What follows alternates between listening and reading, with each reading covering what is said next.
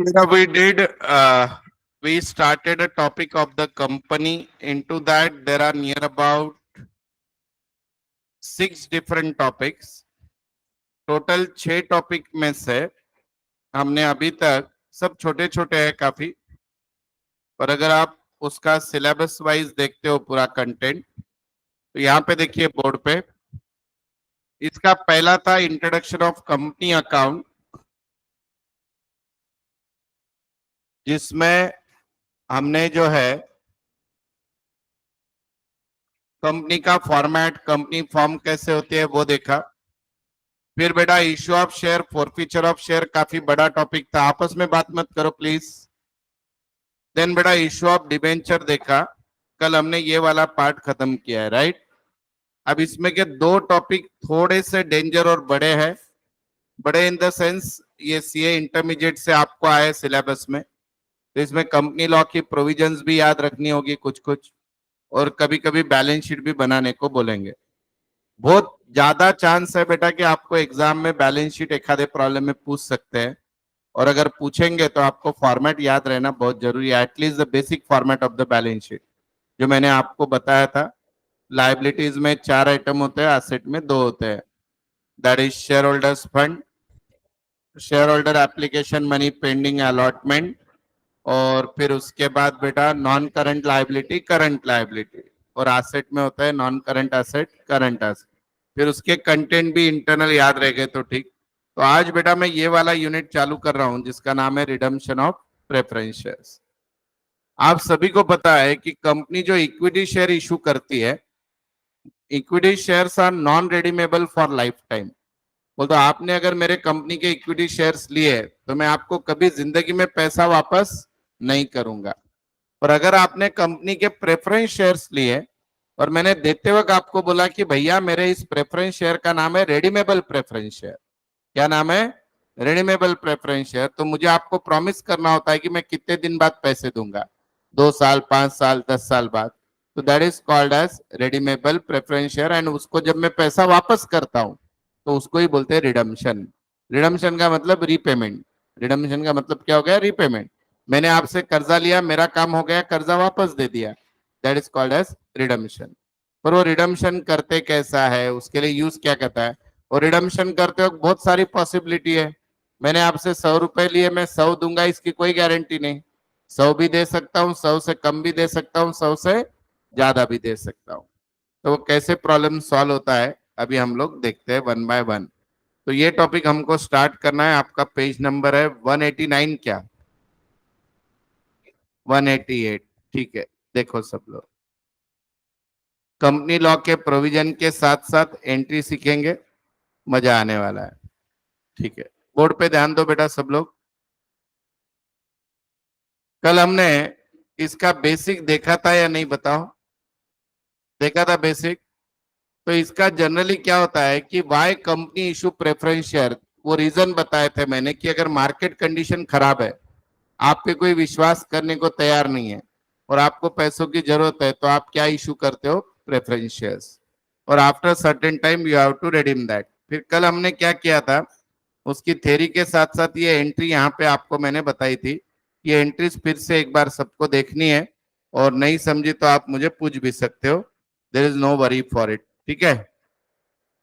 अभी disadvantage advantage पे कल हमने डिस्कस किया था एंड में, राइट। अभी देखो एंट्री फिर से बता रहा हूं। सबसे पहला क्या है बेटा, when new shares are issued at पार।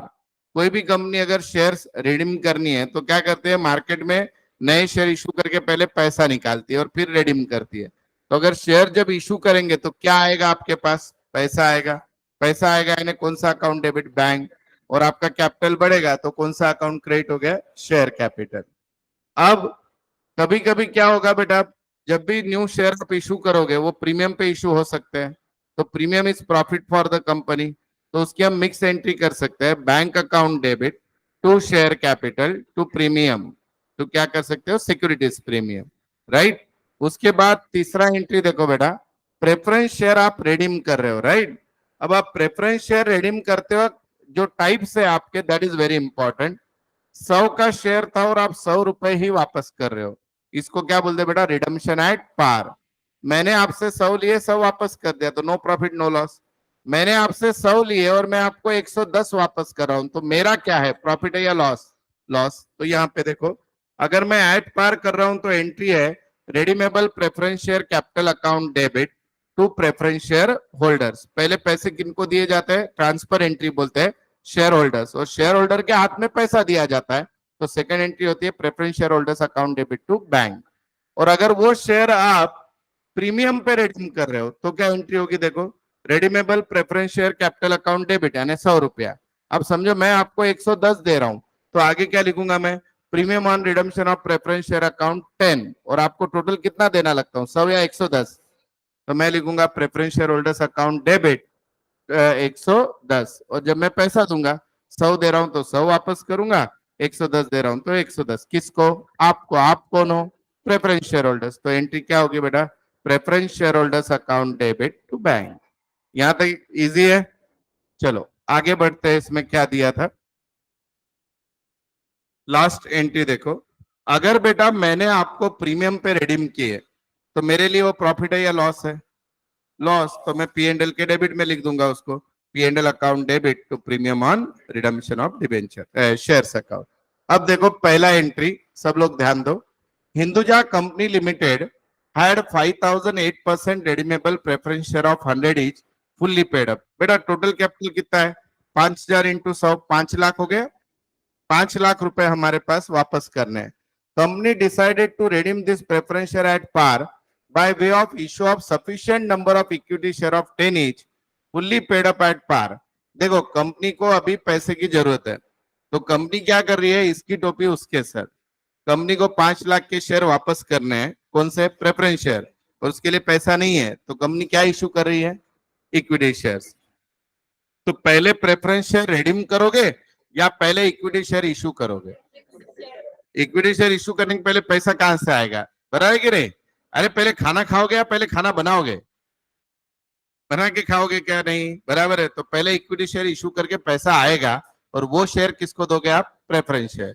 तो बोलो इक्विटी शेयर इशू किए तो क्या एंट्री होगी, पैसा आएगा बैंक अकाउंट डेबिट और शेयर जाएंगे, बोलो entry, bank account debit to equity share capital account. कितने रुपए की जरूरत है बेटा अपने को, 5000 शेयर है, 100 रुपए यानी 5 लाख, और इक्विटी शेयर 10 का है, तो हम कितने इशू करेंगे, 50,000 इक्विटी शेयर इशू करेंगे, 10 का एक यानी कितने रुपए आ जाएंगे, 5 लाख। लिखो पहली एंट्री, बोलो क्या होगी, bank account debit to equity share capital account, bank account debit to equity share capital account 5 lakhs।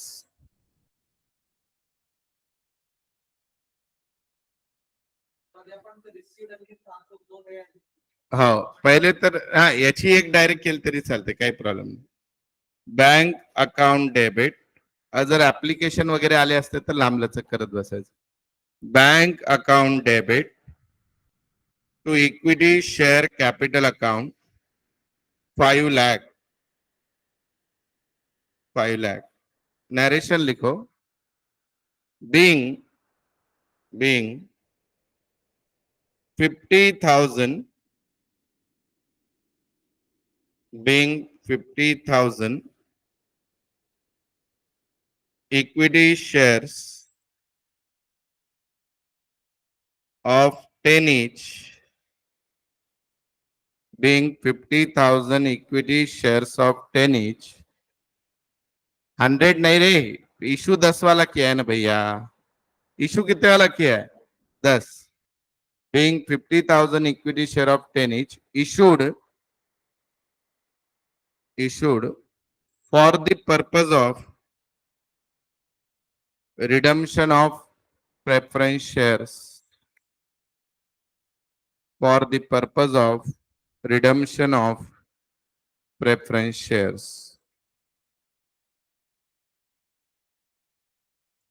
आगे और डेकोरेशन करना है तो एज पर board resolution number dash dash dash exam में लिखना है, लिखना होता है। हाँ सेक्शन नहीं रे बेटा, बोर्ड रिजोल्यूशन करके ये चीजें होती है ना, इसलिए उसका नंबर डालते हैं, ऐसे लिख लो चाहिए तो एज पर, नरेशन में लिखना एज पर board resolution number dash dash dash. बस चलो। अब बेटा preference share capital preference share holder को भेजो। बोलो एंट्री। ए बेटा preference share capital preference share holder को भेजो। बोलो ना entry. Preference share capital account debit to preference share holders account. लिखो preference share capital account debit preference share capital account debit. उनका पूरा नाम लिखना था एक्चुअली। क्या नाम है? 8% redeemable preference share capital account debit. 8% redeemable preference share capital account debit to preference shareholders. To preference shareholders. To preference shareholders. कितना रुपए बेटा? 5 lakh. Being amount payable. Being amount payable on redemption of preference shares.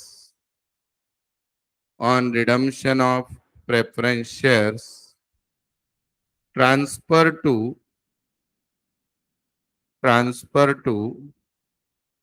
preference shareholders account transfer to preference shareholders account transfer to preference shareholders account।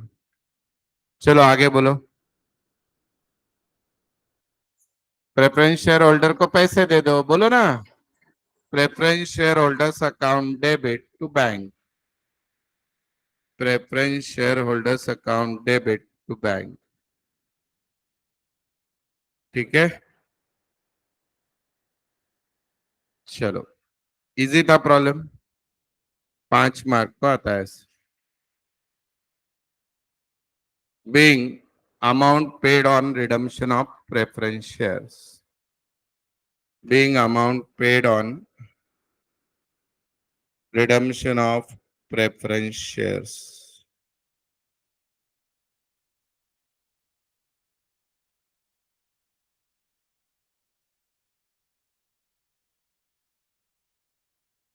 लिखा। चलो second problem देखो। आप सब लोग कर सकते हो, इतना इजी है। चलो नंबर 2 मैं एक्सप्लेन करता हूं और आपको सॉल्व करना है। देखो अभी के वैसे ही 3 एंट्री आने वाले हैं।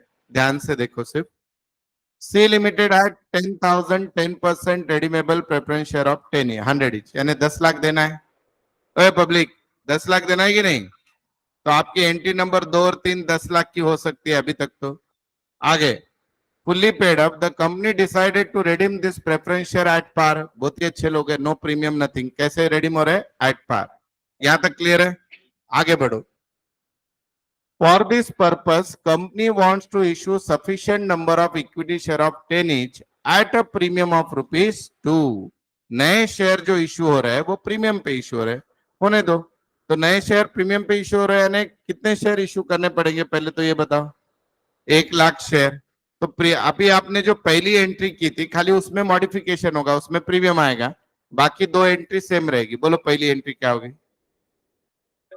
Bank account debit to equity share capital to securities premium.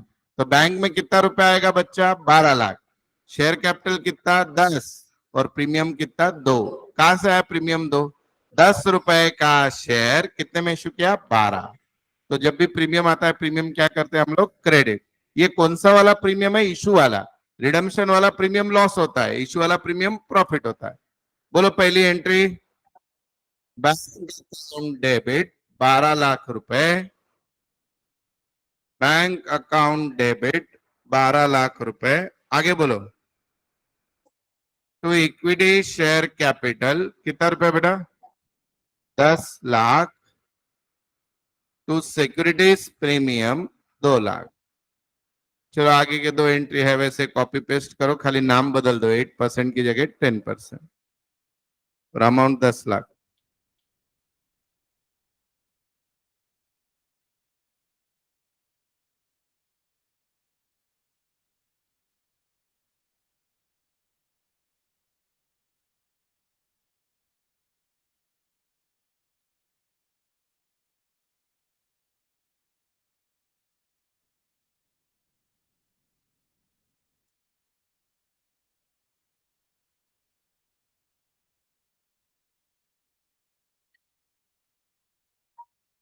क्यों रे बेटा, वो लॉस थोड़ी है, ये तो इशू का प्रीमियम है ना, लॉस थोड़ी है बेटा। वो रिजर्व में जाता है ना, वो बैलेंस शीट में।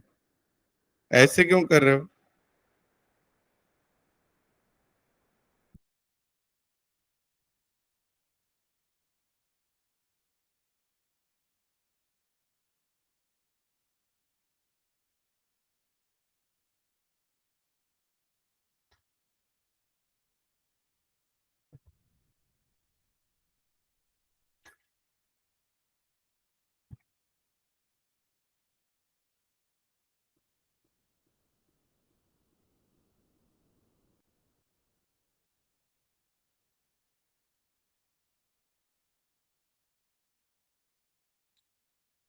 हो गया। चलो आगे का देखिए, अभी number 3।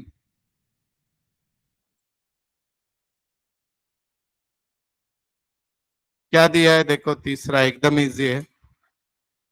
Ji India limited 9,000 10% redeemable preference share of 10 each fully paid. Company decided to redeem preference share by par by issue of sufficient number of equity shares at 9 each fully paid. Company ने equity share issue किए 9 each। बेटा यहाँ पे issue discount पे हुआ है क्या? किसने बोला? ऐसे कुछ बोला है क्या, नया शेयर 10 का 9 में इशू किया बोल के? फुल्ली पेड है तो शेयर की वैल्यू ही 9 रुपए है। तो अपने दिमाग में क्या घूमते रहता है, 9 है यानी 1 रुपया डिस्काउंट। अरे बेसिक में वांदे है तुम्हारे। No company can issue equity share at discount, अभी अलाउड है क्या कंपनी लॉ में? नहीं है। तो सेम प्रॉब्लम है, बोलो पहली एंट्री क्या होगी? Bank account debit to equity share capital, कितने रुपए के इशू करोगे? 90,000।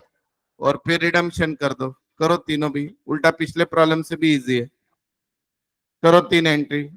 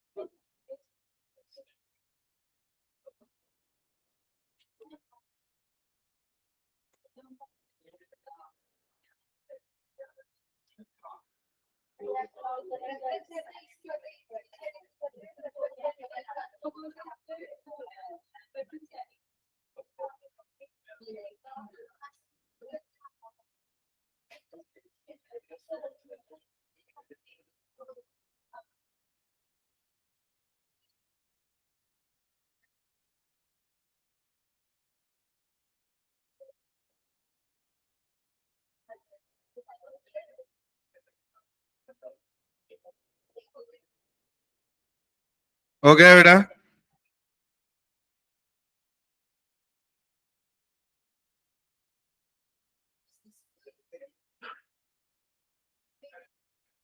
बोलो बेटा, एंट्रीज बताओ। बोलो, पहला क्या किया है? Bank account debit to equity share capital 90,000। आगे 10% redeemable preference share capital account debit कितना? 90,000। To preference share holders account कितना? 90। और उनको पैसा दे दो। Preference share holders account debit to bank. सबने किया पक्के से? चलो, अब ये था इस टॉपिक का वेरी बेसिक प्रॉब्लम जो एकदम चिल्लर थे, इसमें कोई दम था नहीं। अब कंपनी क्या करती है बेटा? कंपनी के पास जो प्रीवियस अर्निंग बची हुई रहती है, बोलते रिजर्व, वो रिजर्व के पैसे यूज करती है पहले, और जरूरत गिरी तो इक्विटी शेयर इशू करती है। तो दोनों का मिक्स करके रिडम्पशन होता है। तो वो कैलकुलेशन थोड़े से डिफिकल्ट रहेंगे, क्योंकि प्रॉफिट भी अल्टीमेटली अपना ही है रिजर्व, तो हम रिजर्व भी यूज कर लेंगे उनको वापस करने को। तो कौन सा रिजर्व यूज कर सकते हैं, कितना होता है, उसका यूज कैसे है। और उसमें कभी कभी कंडीशनल प्रॉब्लम आता है कि आपके पास उतनी कैश भी होनी चाहिए। बोल तो क्या बेटा? मेरे रिजर्व में 70,000 रुपए, समझो इस सेम प्रॉब्लम में मेरे रिजर्व में 70,000 रुपए, तो मैं 70,000 यूज कर सकता हूं वापस करने को। लेकिन मेरे बैलेंस शीट में बैंक बैलेंस ही 50,000 है। बैंक बैलेंस कितना है? 50। और मुझे रेडीम कितना करना है? 90। तो अब मुझे आप बताओ कि मैं रिजर्व 70,000 यूज कर सकता हूँ क्या? क्योंकि मैंने रिजर्व यूज किया तो उतनी कैश है क्या मेरे पास? मुझे तो 90 की अरेंजमेंट करनी है।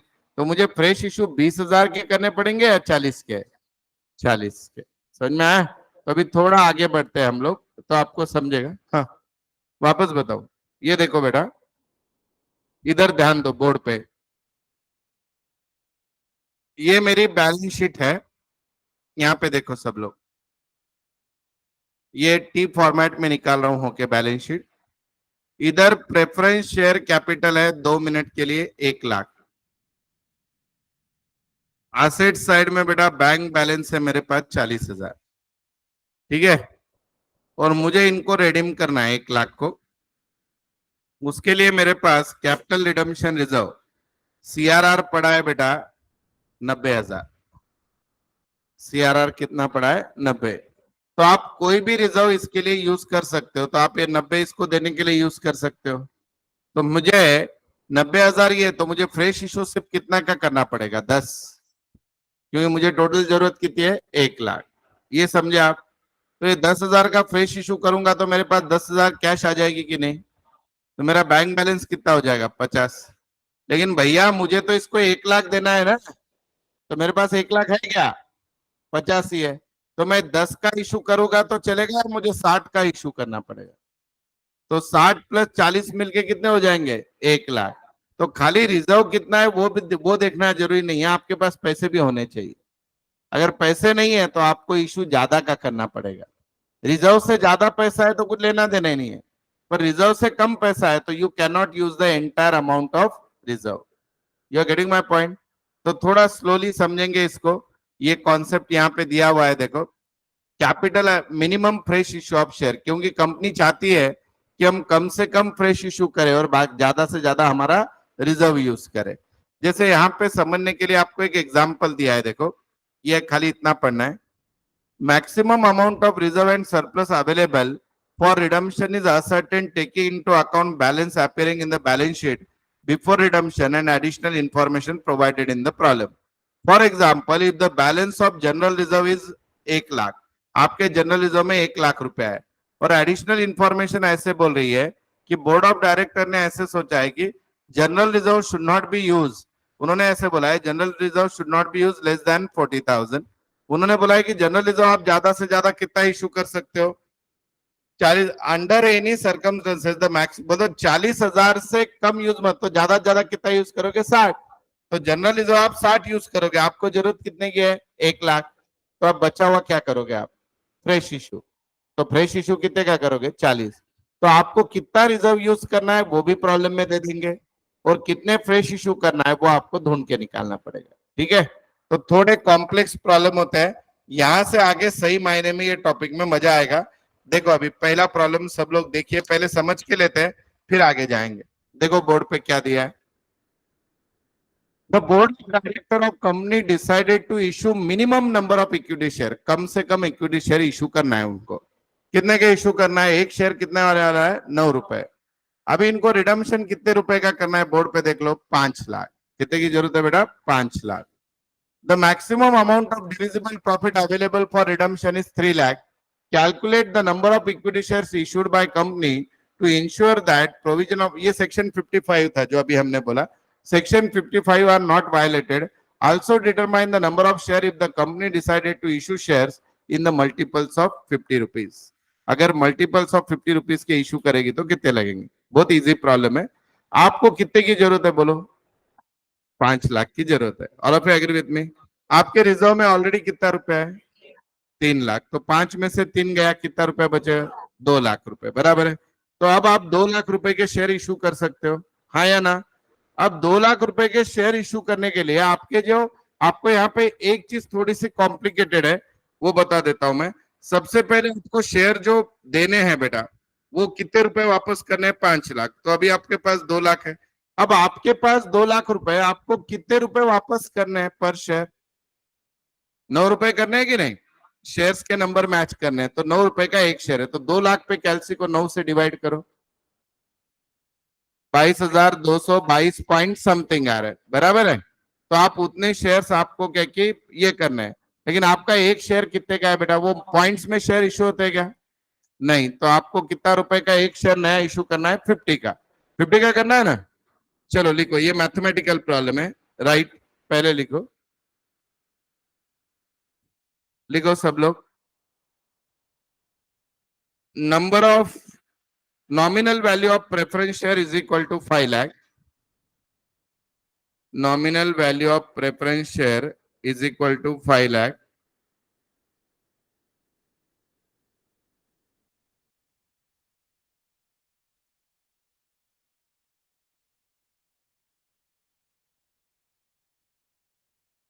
is equal to 5 lakh, then maximum possible reserve available 3 lakh,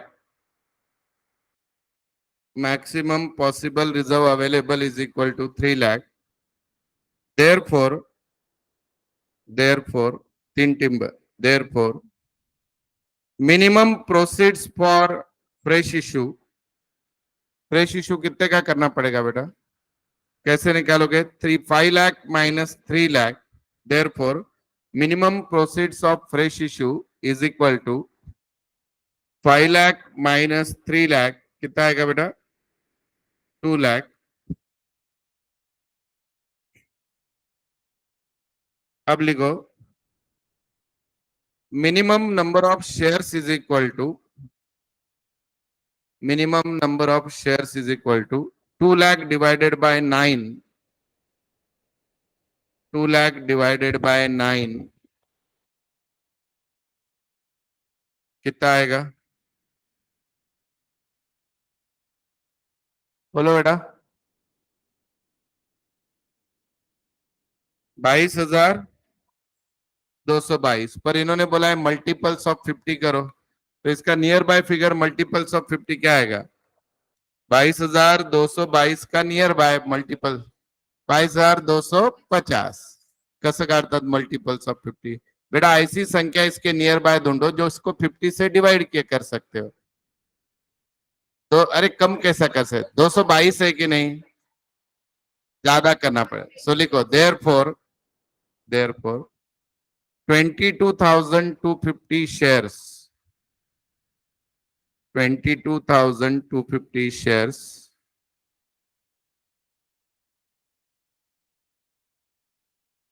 is to be issued.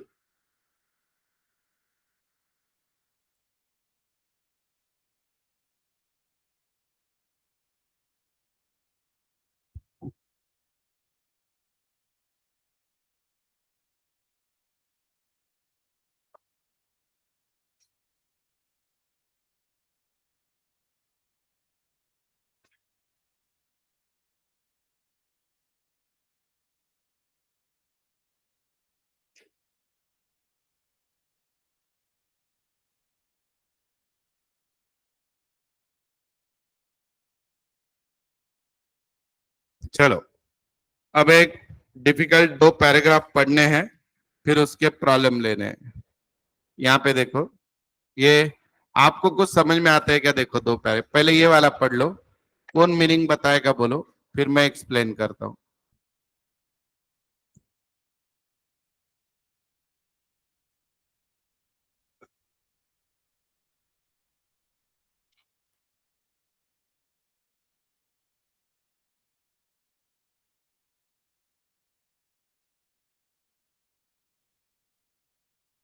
थोड़ा ट्विस्ट है, अच्छे से पढ़ो, फिर इसके प्रॉब्लम में सबको सब समझ में आ जाएगा।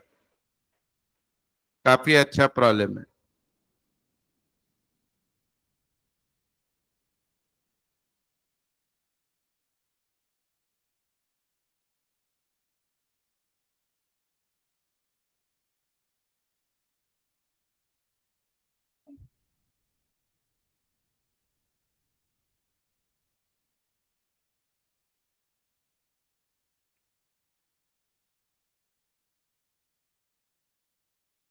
बहुत लाजवाब प्रॉब्लम है।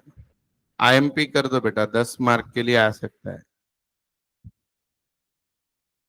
इसमें 3 कंडीशन पे प्रॉब्लम चलने वाला है, इसलिए आईएमपी है वो आगे वाला। लेकिन पहले इसका ये थ्योरी का मीनिंग समझते हैं क्या है। देखो, see the meaning of this, क्या दिया है। ये क्या हैंग हो गई स्क्रीन? नहीं, ये वाली थ्योरी देखो। थ्योरी ऐसी है, आपके समझ में आए इसलिए कोशिश कर रहा हूं, एक एक शब्द समझो, नहीं समझा तो प्रॉब्लम में आ ही जाएगा।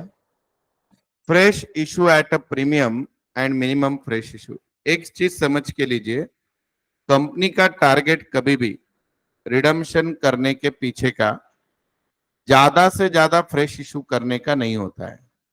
ज्यादा से ज्यादा आपके रिजर्व यूज हो, फिर जरूरत पड़ी तो फ्रेश इशू करो, राइट। तो अब यहाँ पे देखो, the calculation of minimum number of where fresh issue at a premium should be handled very carefully.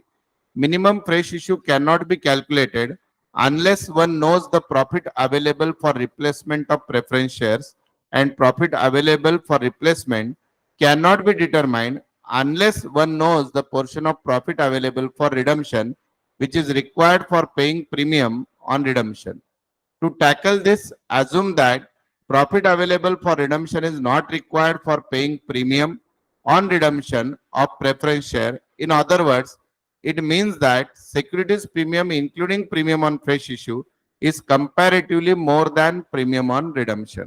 देखो, मेरे पास जो प्रॉफिट अवेलेबल है उसमें मैं 3-4 चीजें होती है। जनरल रिजर्व होता है, सीआरआर होता है, और सिक्योरिटीज प्रीमियम होता है, राइट। तो उन सबका मिलके मेरे पास अवेलेबल प्रॉफिट होता है रिडम्पशन के लिए। अब मैंने जैसे बोला कि मुझे समझो बेटा 1 लाख रुपए के शेयर रिडीम करने हैं, वो भी 5% प्रीमियम से करने हैं, तो मुझे कितना देना पड़ेगा? 1,05,000। कितना देना पड़ेगा? 1,05,000। अब बेटा मेरे पास प्रॉफिट अवेलेबल है 60,000। कितना अवेलेबल है? 60। तो मैं फ्रेश इशू कितने का करूंगा? 45,000 का, क्योंकि मुझे देना कितना है बेटा? 1,05,000। यहां तक समझा सबको?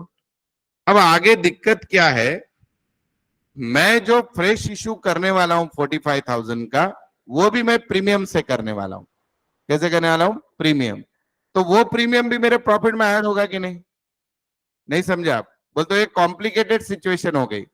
जैसे आपके फाइनल अकाउंट में एडजस्टमेंट आती थी कि मैनेजर को कमीशन ग्रॉस प्रॉफिट पे, नेट प्रॉफिट पे, और नेट प्रॉफिट कब निकलेगा? जब उसका कमीशन मालूम होगा।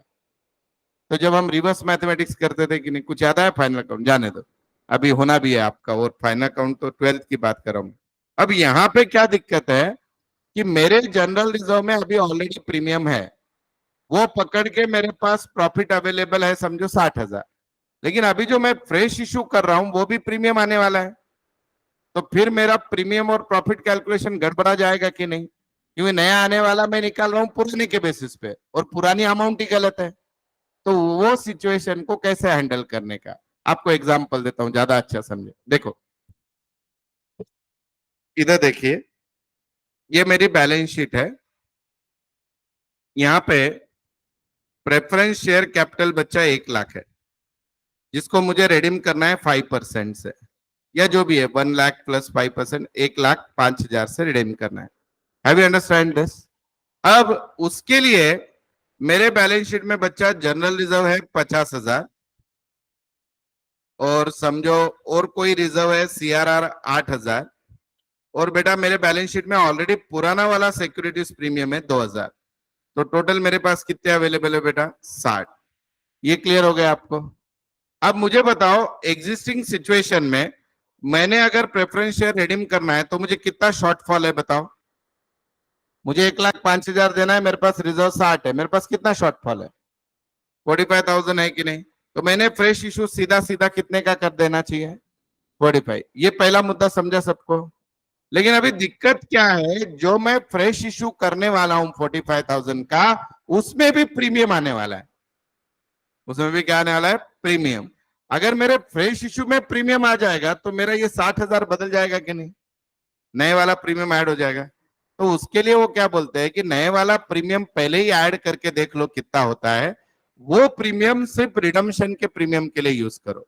यानी समझो बेटा मैंने ये 45,000 के शेयर इशू किए, और इमेजिन करो मैंने इस पे 6,000 रुपया प्रीमियम लिया। कितना रुपया प्रीमियम लिया? 6,000, या ऑड अमाउंट बोलता हूँ, 7,000 प्रीमियम लिया। तो 7,000 रुपए प्रीमियम पे मैंने इशू किया ये शेयर, तो मेरे वो 7,000 इसमें ऐड हो जाएंगे कि नहीं सिक्योरिटीज प्रीमियम में? वो 7 होने के बाद ये 67 होगा कि नहीं?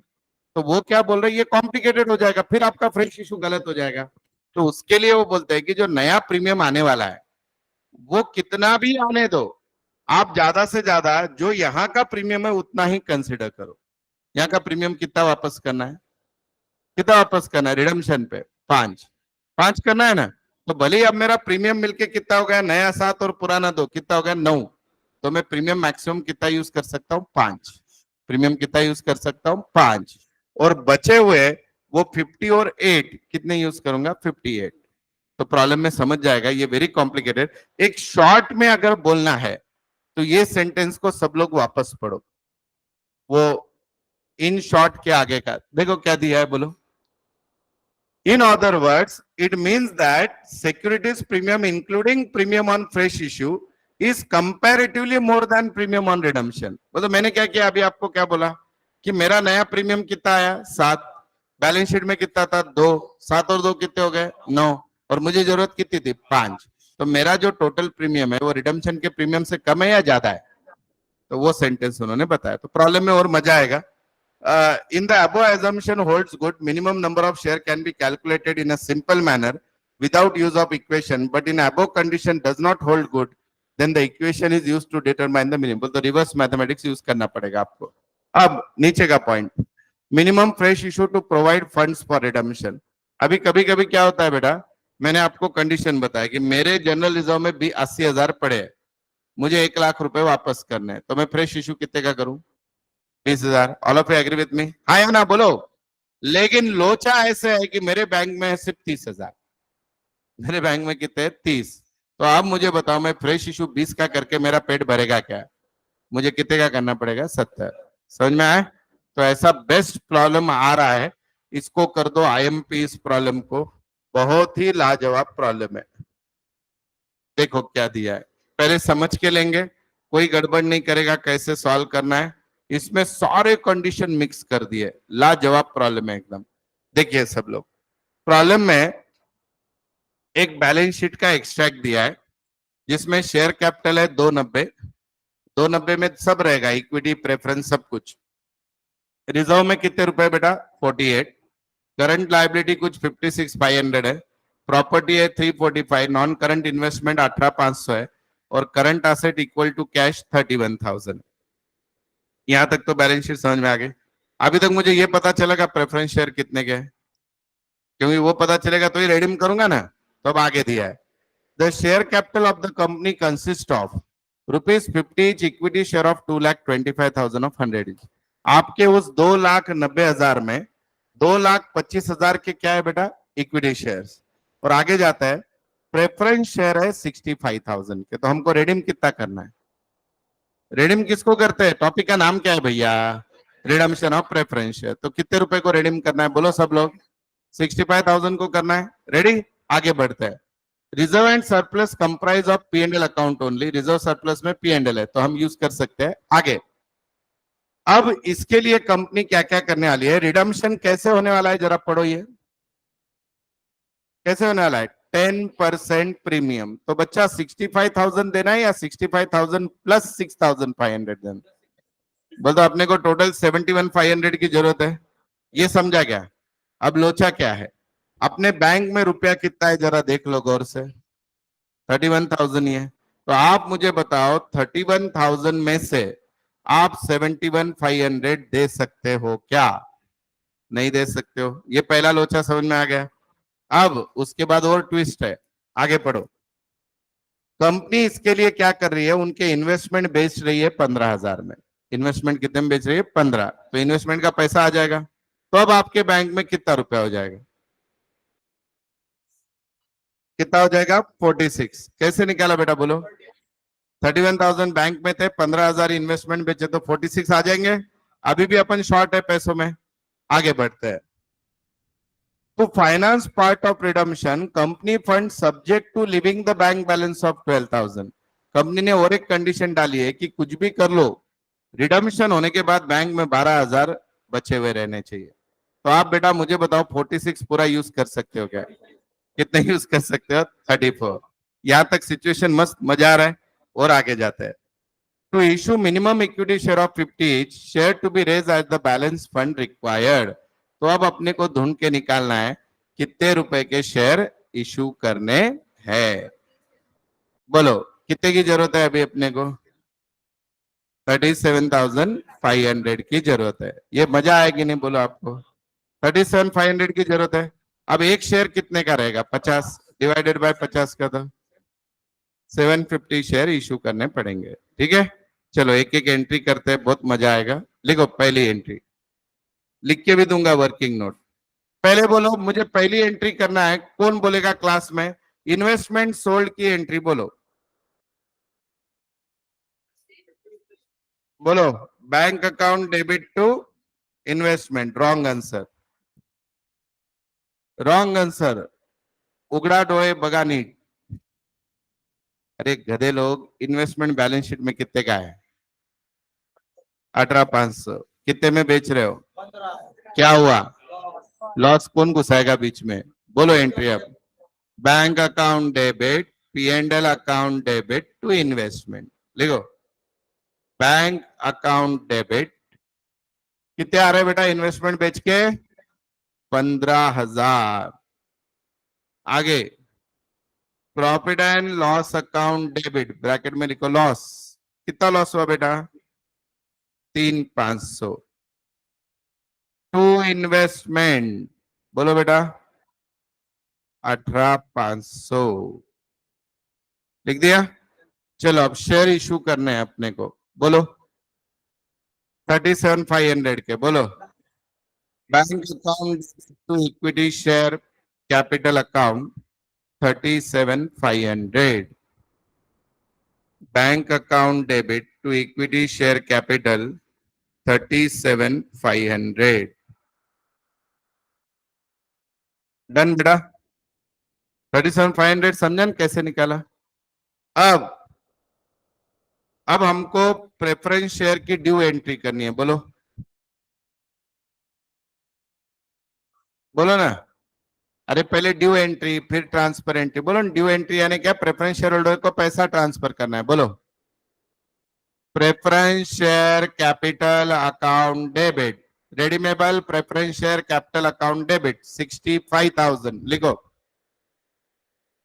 Redeemable preference share capital account debit 65,000 बराबर बेटा। हाँ, हम रिडम्पशन में क्या कर रहे हैं? अभी प्रीमियम दे रहे हैं, प्रीमियम दे रहे हैं 10%। ए बोला है ना भैया? हाँ, तो ये अपने लिए प्रॉफिट है या लॉस है? लॉस। तो इसको डेबिट करते हैं, बोलो। Premium on redemption, premium on redemption account debit 6,500।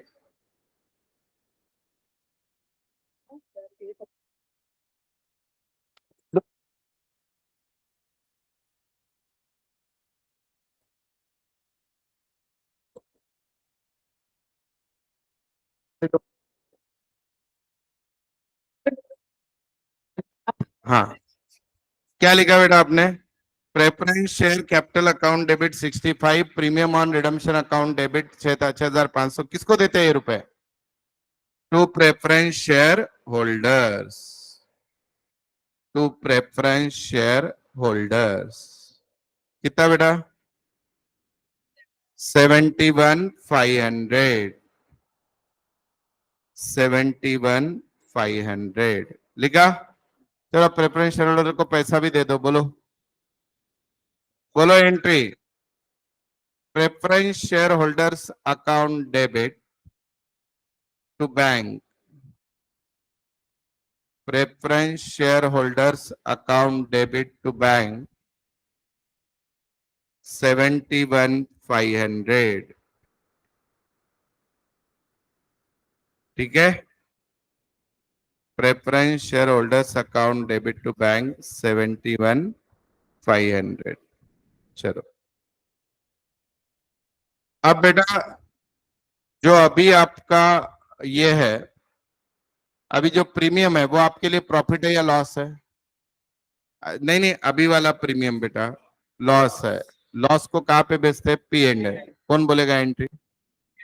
P and L account debit to premium on redemption of preference share, P and L account debit to premium on redemption of preference shares. कितना loss हुआ बेटा premium का? 6,500, 6,500, 6,500। तो अब मुझे ये बताओ, in short आपने रिजर्व कितना यूज किया? इन शॉर्ट आपने रिजर्व कितना यूज किया? देखिए, आपका जो ये था शेयर कैपिटल, कितना आपने रेडीम कितना करना था? 71,500 करना था, बराबर है। उसमें से बेटा फ्रेश इशू का पैसा कितना आया? बोलो ना। 37,500। कितना बचा फिर? 34 बचा। ओके, 34 बचा। और आपका जो बैलेंस था, आप प्रीमियम तो प्रीमियम में एडजस्ट हो जाता है। ऐसे करो, कैलसी पे लो आप। बेसिक अमाउंट ऑफ रिडम्पशन कितना है? 65 है। 65 लिखो कैलसी पे, माइनस फ्रेश इशू से कितना रुपया आया? 37,500 माइनस करो, कितना आया? वो सिर्फ आपने पी एंड एल यूज किया। तो ये जो आप यूज करते हो वो रुपया भेजते हैं सीआरआर को। तो लिखो entry, P and L account debit, P and L account debit to CRR. CRR का full form capital redemption reserve.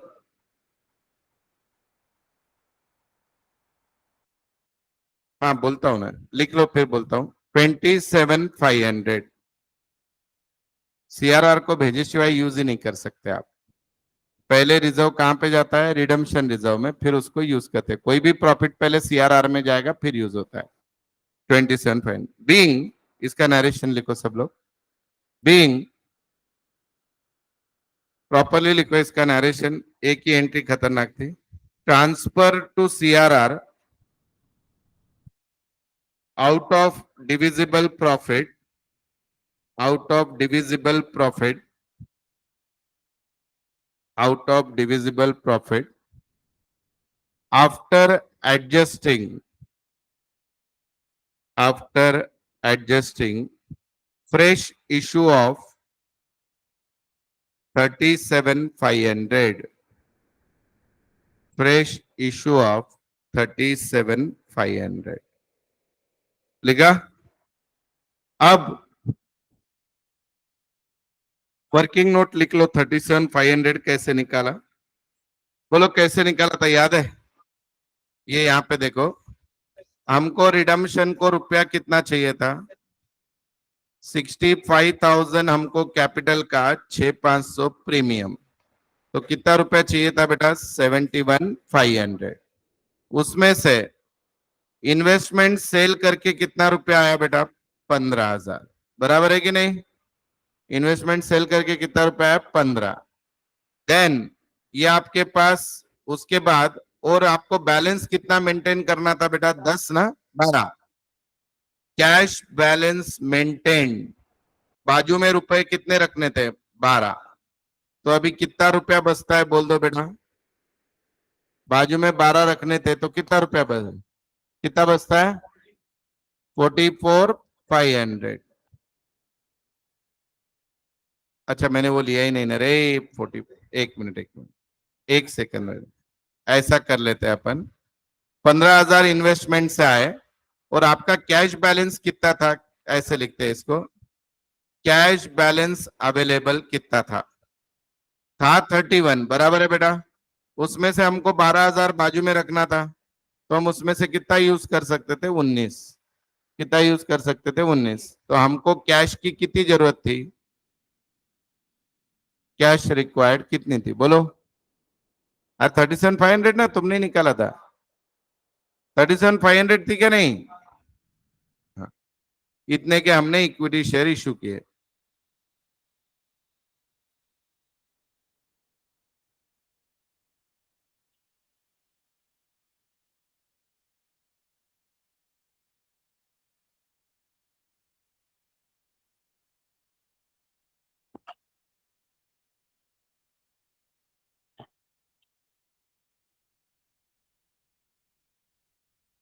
चलो, मैं ऐसे समझता हूं कि ये प्रॉब्लम आपको बिल्कुल नहीं समझा, ये एज्यूम करके फिर से एक्सप्लेन कर रहा हूं। सब लोग ध्यान देना। ये लिख लो इतना, फिर एक्सप्लेन करता हूं। डन? नहीं लिखा? लिख लो पहले।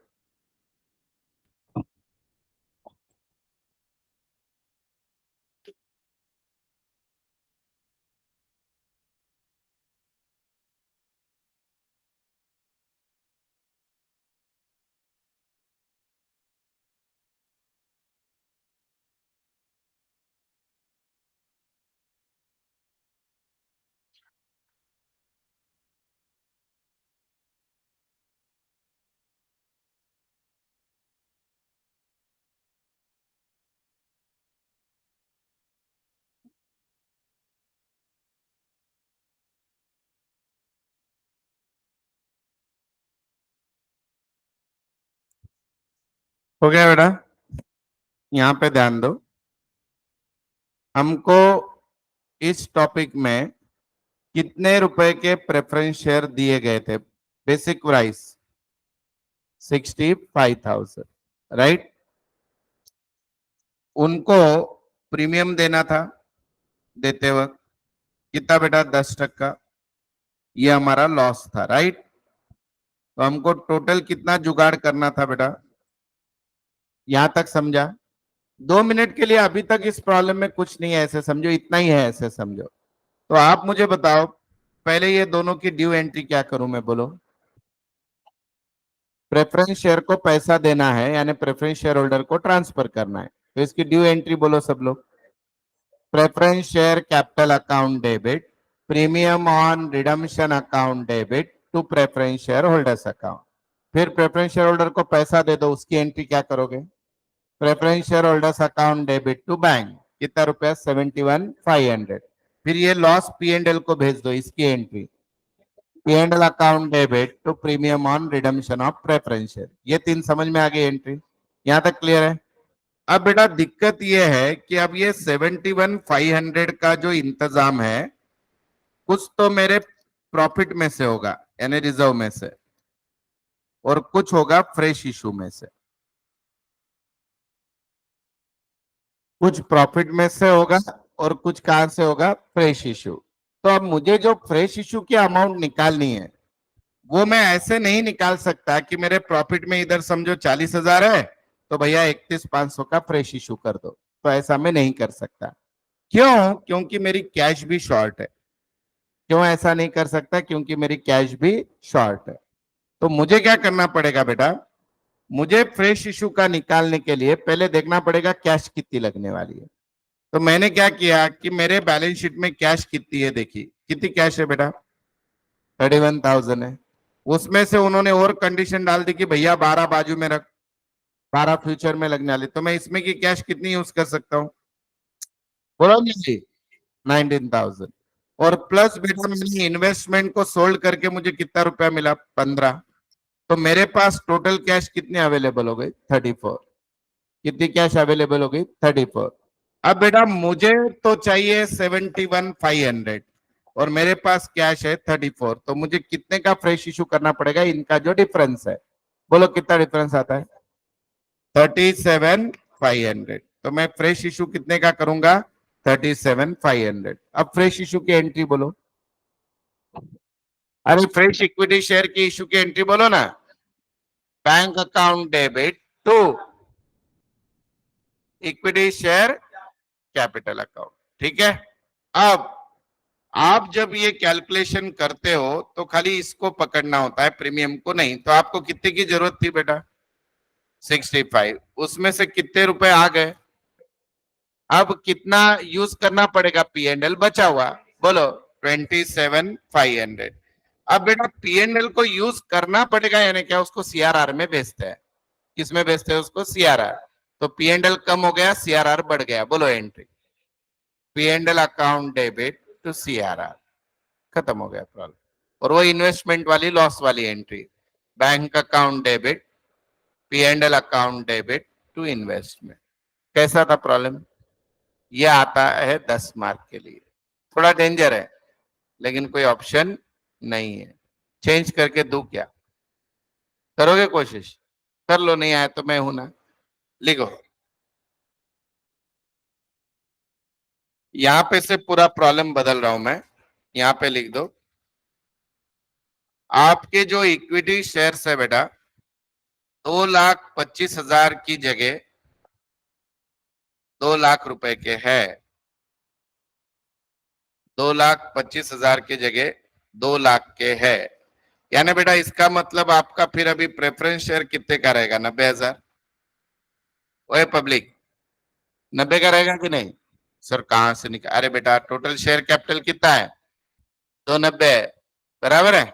उसके बाद यहाँ पे इन्वेस्टमेंट आप सेल कर रहे हो 18,000 में,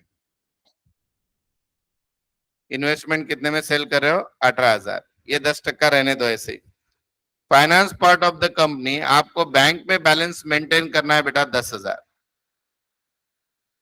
बैंक में बैलेंस कितना मेंटेन करना है, 10। बस इतना ही चेंज है, देखो आता है क्या प्रॉब्लम।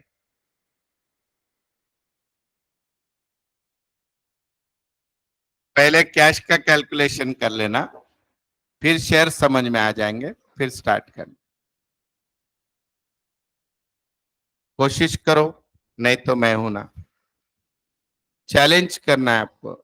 काय चालू है बेटा, कुर्सी रेस खेलता है, तो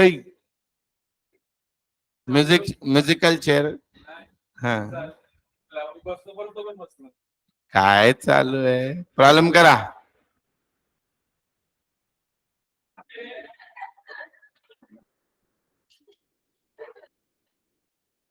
लड़कियों के पीछे लड़के जाते हैं, ये देखा, ये नया ही है क्या, है? कोशिश करो, चलो, नहीं तो मैं सवाल कर, मुझे इतनी वर्किंग करके बताओ जैसे मैंने बताई आपको, समझाई। किधर गई बाबा, अभी बताई थी ना आपको, ये ऐसे।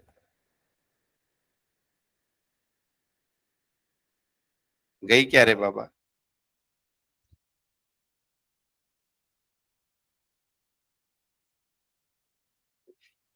ऐसे कोशिश करो, नहीं तो मैं सॉल्व करता हूँ.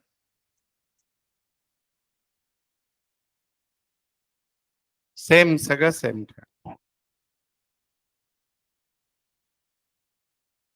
ते तर मेन आहे ना.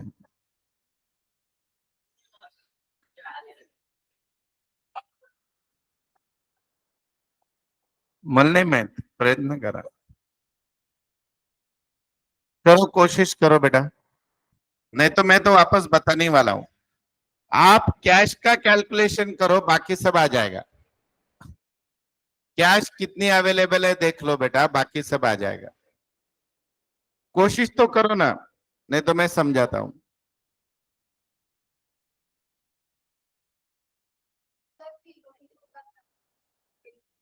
ती कुठे गेली की? एकच मिनिट.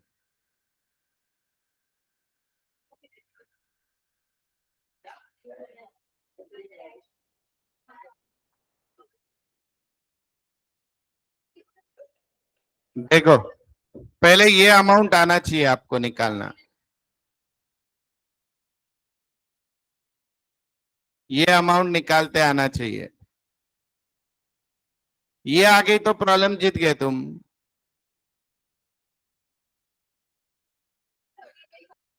39 आ रहा है. देखो और बाकी लोग.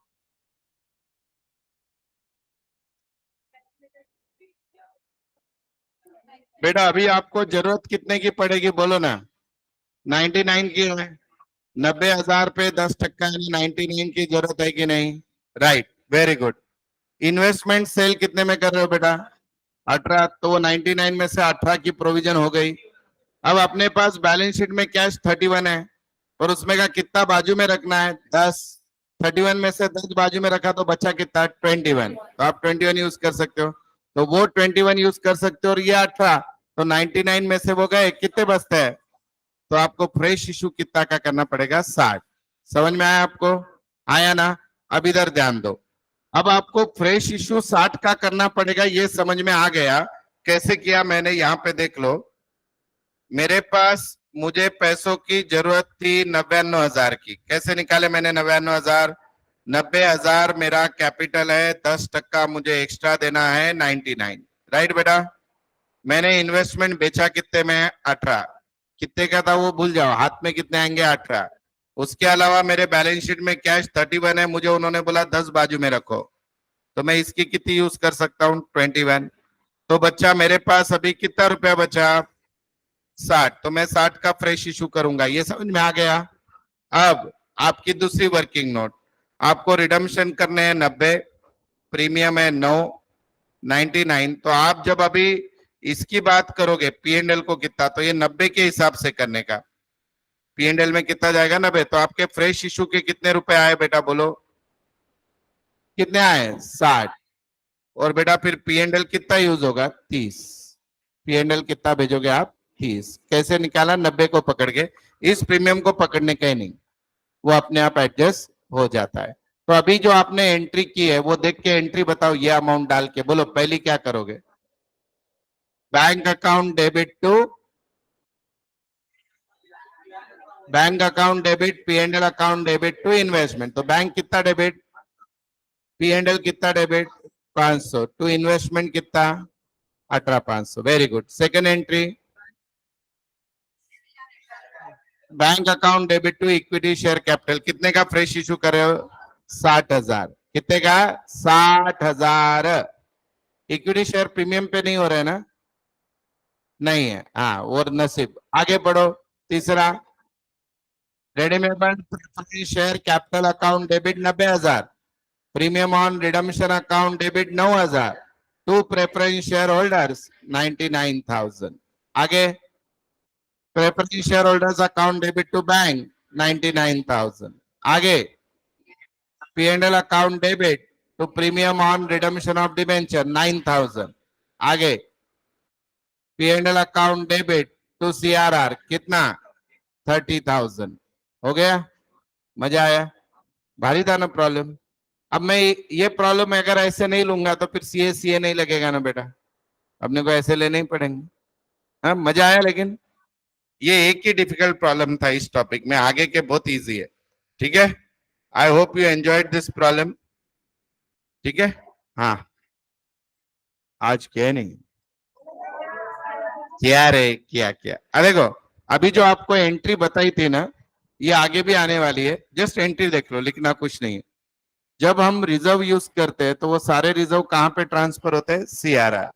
तो देखो, वो general reserve debit, PNL debit, any other divisible profit debit to CRR, being the amount transfer to CRR. आगे, व्हेन शेयर्स रिडीम्ड, अभी एंट्री बताई आपको, preference share capital to preference share holders.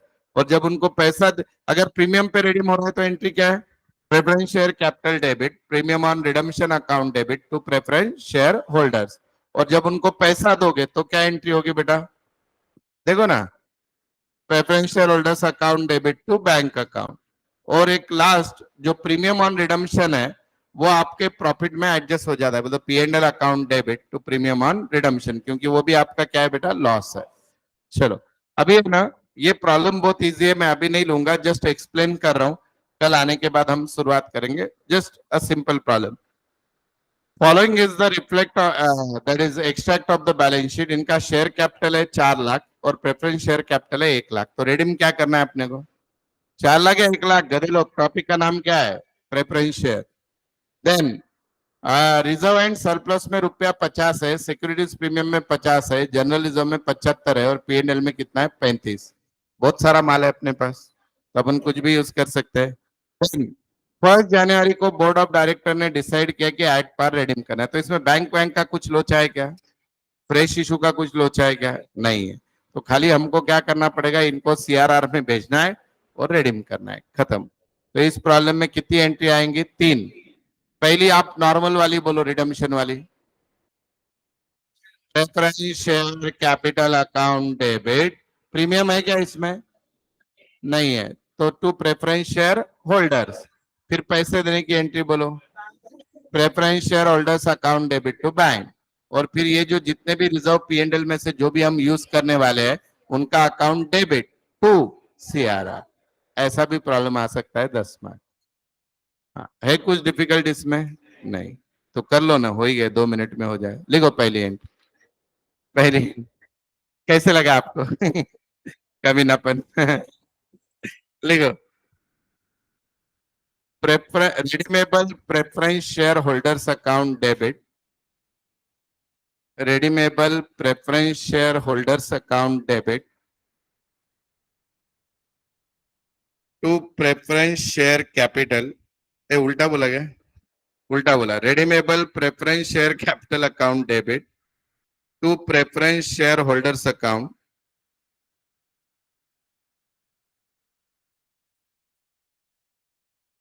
1 lakh, 1 lakh. कुछ भी नहीं आई है, 2 एंट्री तो कर ही देना एग्जाम में, इजी है ना। हाँ, आगे की बोलो, आगे की बोलो, अरे पैसा दो ना उनको, खाना खाने को जाना है सबको, बोलो, preference share holders account debit to bank, preference share holders account debit to bank 1 lakh. बोलता हूं ना बेटा, अभी बताने वाला हूं, preference share holders account debit to bank. ठीक है बेटा, अब आपको जो रिडीम करना है, you can use only divisible profit first. Divisible profit का मतलब होता है जनरल रिजर्व एंड पीएनएल। तो जनरल रिजर्व में कितना रुपया है देखो, जनरल रिजर्व, जनरल रिजर्व, और पीएनएल में कितना है, तो अपना पेट भर जाएगा दोनों में मिलके। आपने कितना चाहिए, 1 लाख। लिखो फिर, general reserve account debit 75,000, PNL account debit 25,000, 25, 25 क्यों यूज कर, अरे 1 ही लाख, 35 लोग बोल रहे हो, पीएनएल अकाउंट डेबिट 25, उसको स्टार कर बेटा 25 को। To CRR account 1 lakh, 1 lakh, note, हाँ नोट लिखो बेटा नीचे, गलती से बाद में पढ़ाई की तो नोट, नोट लिखो। For the purpose of redemption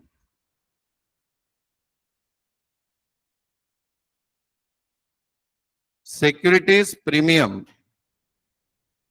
securities premium and capital reserve, securities premium and capital reserve are not utilized, are not utilized as they are not divisible profit, as they are not divisible profit, divisible profit यानी general reserve P&L, as they are not divisible profit. Then मजा आया?